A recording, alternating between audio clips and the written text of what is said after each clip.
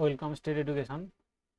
আজ আমি ক্লাস 10-এর অভিযোজন ও অভিব্যক্তি এই অধ্যায় থেকে যে সকল এমসিকিউ কোশ্চেনগুলো এসে থাকে সেই এমসিকিউ প্রশ্নগুলো আমি আলোচনা করছি। এর আগের ক্লাসে তোমাদের আলোচনা করা হয়েছে কিছু কোশ্চেন, বাদ বাকি যে এমসিকিউ কোশ্চেনগুলো রয়েছে সেগুলো আলোচনা করব। দেখো, শূন্যস্থান পূরণ। প্রথম প্রশ্ন, আধুনিক ঘোড়ার খুর হলো তাদের পূর্বপুরুষের ড্যাশ নম্বর আঙুলের রূপান্তর। সঠিক উত্তর কি হবে? সঠিক উত্তর হবে এখানে, দেখো, 3 নম্বর আঙুলটি হবে এখানে সঠিক উত্তর। দ্বিতীয় প্রশ্ন কি রয়েছে? উটের আরবিসি এর আকৃতি ড্যাশ হওয়ায় একটি আধুনিক মাত্রার জল ক্ষয় সহন করতে পারে। কি বলেছে না, উটের আরবিসি এর আকৃতি কিরকম হলে একটি আধুনিক মাত্রার জল ক্ষয় সহন করতে পারে। এখানে সঠিক উত্তরটি হবে ডিম্বাকার আকৃতি। ডিম্বাকার আকৃতি।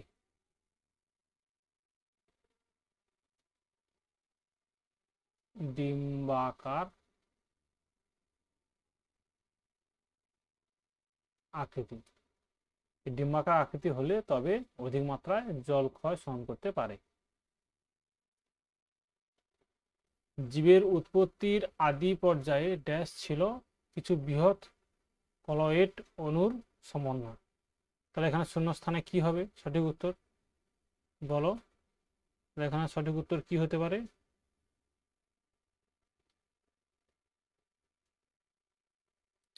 এখানে সঠিক উত্তর হবে কোয়াসারভেট। কোয়াসারভেট।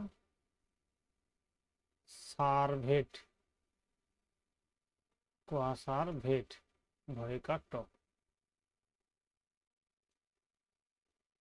জীবের উৎপত্তি আদি পর্যায়ে কোয়াসারভেট ছিল কিছু বৃহৎ কলয়েড অণুর সমন্বয়। 4 নম্বর প্রশ্ন কি রয়েছে? ঘোড়ার বিবর্তনে আদিমতম পূর্বপুরুষ হলো ড্যাশ। ঘোড়ার বিবর্তনের আদিমতম পূর্বপুরুষের নাম কি? ঘোড়ার কয়েকটি বিবর্তন আমরা জানি, তাহলে এর আদিমতম পূর্বপুরুষ কি ছিল? এখন হচ্ছে ইকুয়াস, তাহলে এর আদিমতম পূর্বপুরুষ ছিল, সঠিক উত্তর কি হবে বলো? 4 নম্বর কোশ্চেনের সঠিক উত্তর হবে ইওহিপাস।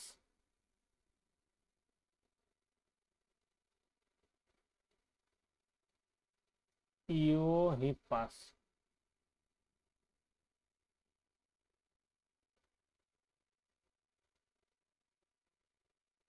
ইওহিপাস হলো ঘোড়ার আদিমতম পূর্বপুরুষ।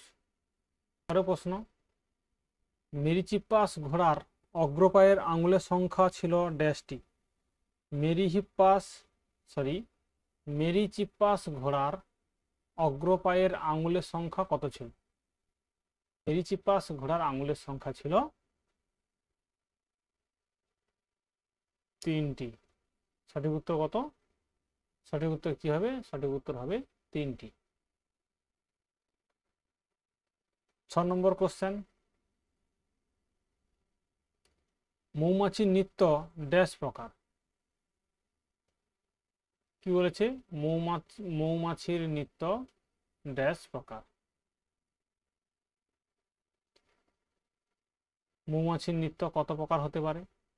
এর আগের ক্লাসে আমরা বিকল্প ভিত্তিক যে প্রশ্নটা আলোচনা করা হয়েছিল তাতেই এই প্রশ্নটা রয়েছে। মৌমাছির নৃত্য 2 প্রকার।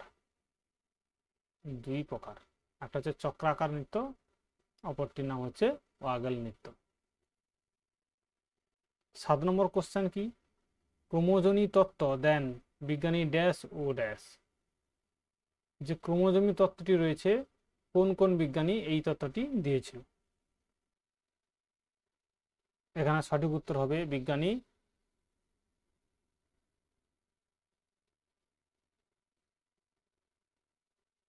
হ্যালডেন ও বিজ্ঞানী ওপারিন, ওপারিন। এই দুজন বিজ্ঞানী ক্রোমোজোনি তত্ত্বটি দিয়েছিলেন। রয়েছে ডারউইনের মতে জীব জ্যামিতিক অনুপাতে বংশবৃদ্ধি করে, এটি সত্য না মিথ্যা? কি বলেছে? ডারউইনের মতে জীব জ্যামিতিক উপায়ে কি বংশবৃদ্ধি করে? এখানে সঠিক উত্তর কি হতে পারে, সত্য না মিথ্যা? এই অ্যান্সারটি হবে মিথ্যা, মিথ্যা। তিমির, ফিপার ও মানুষের হাত সমবৃত্ত অঙ্গ, ঠিক না ভুল, সত্য না মিথ্যা?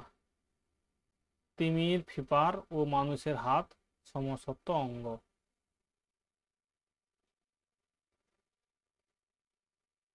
এখানেও সঠিক উত্তর কি হবে বলো অ্যান্সার? এখানেও অ্যান্সার সমবৃত্ত বলেছে। তিমির, ফিপার ও মানুষের হাত কিন্তু সমবৃত্ত নয়, সমস্ত অঙ্গ, তাহলে এটা হবে মিথ্যা।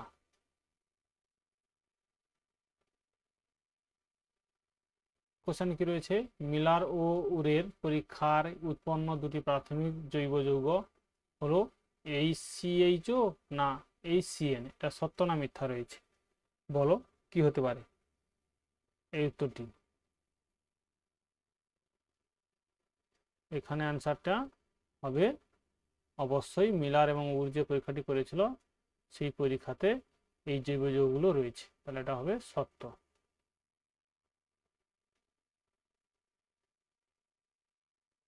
এটা সঠিক উত্তর কি হবে? সত্য। 4 দাগের কোশ্চেন, বাষ্পমোচনের হার কম করার জন্য ক্যাকটাসের পাতা কাঁটায় রূপান্তরিত হয়েছে। বলেছে বাষ্পমোচনের হার কম করার জন্য ক্যাকটাসের পাতা কাঁটায় রূপান্তরিত হয়েছে। এটা অবশ্যই খুবই সহজ প্রশ্ন, এটা সবাই একদম ইজি করে দিতেই পারবে, অবশ্যই এটা সত্য রয়েছে, এটা সঠিক উত্তর হবে সত্য। পরের কোশ্চেন, এ স্তম্ভের সঙ্গে বি স্তম্ভ মেলাও। এখানে রয়েছে অরিজিন অফ লাইফ প্ল্যানেটা। কি বলেছে? অরিজিন অফ লাইফ প্ল্যানেটা, এর মধ্যে কোনটা মিল হবে? এর মধ্যে মিল রয়েছে বিজ্ঞানী অপারিন। তারপর 2 নম্বরে রয়েছে উই পোকার শিকার। উই পোকার শিকার করে কে? শিল্পাঞ্জি। উই পোকার শিকার কি করে? শিল্পাঞ্জি। 3 নম্বরে রয়েছে কি? অর্জিত বৈশিষ্ট্যের বংশানুসরণ। অর্জিত বৈশিষ্ট্যের বংশানুসরণ, এর প্রবক্তাকে? না, অর্জিত বৈশিষ্ট্য বংশানুসরণের প্রবক্তা বিজ্ঞানী ল্যামার্ক। ল্যামার্ক হচ্ছে অর্জিত বৈশিষ্ট্যের বংশানুসরণ। 4 নম্বরে রয়েছে যোগ্যতম উদ্বর্তন, এর প্রবক্তাকে? যোগ্যতম উদ্বর্তনের প্রবক্তা বিজ্ঞানী ডারউইন। বিজ্ঞানী ডারউইন হচ্ছে যোগ্যতম উদ্বর্তন। রাউন্ড ড্যান্স কে করে? রাউন্ড ড্যান্স করে মৌমাছি। মৌমাছি করে রাউন্ড ড্যান্স। দেখো এটাও খুব সহজ। প্রথমে রয়েছে 1 নম্বর রয়েছে তপ্ত লঘু স্যুপ। তপ্ত লঘু স্যুপ বিস্তম্ভের সাথে কোনটা মিল হবে? না, বিজ্ঞানী হ্যালডন। গরম তরল স্যুপ যেটা বলেছে বিজ্ঞানী হ্যালডন। অ্যাপেন্ডিক্স, অ্যাপেন্ডিক্স হচ্ছে নিষ্ক্রিয় অঙ্গ।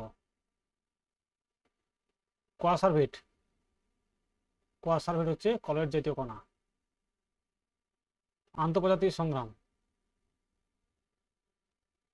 হচ্ছে এক টুকরো মাংসের জন্য কাক ও কুকুরের মধ্যে সংগ্রাম। 5 নম্বর রয়েছে বাদুড় ও পাখি ডানা, এটা কি হবে? এটা বিজ্ঞানী অপারিন। এটাই হলো সঠিক উত্তর। আজ এই পর্যন্ত।